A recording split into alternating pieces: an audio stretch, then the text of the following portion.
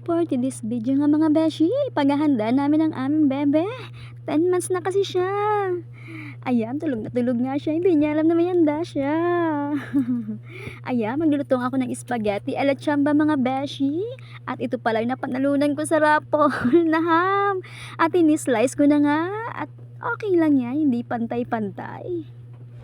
May malaki, may maliit. At nagluto na nga ako dito sa uling at naubusan kami ng gasol. Ayan, nagpapakulo ako ng tubig. Ang hirap. Ay, naubusan kami ng gasol. At niluto ko na nga yung mga sahog. Ayan, napakasarap niyan. Spaghetti ala chamba.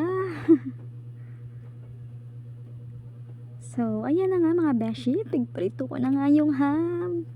At finished product na nga. Ayan, ang sarap. Nakakatakam.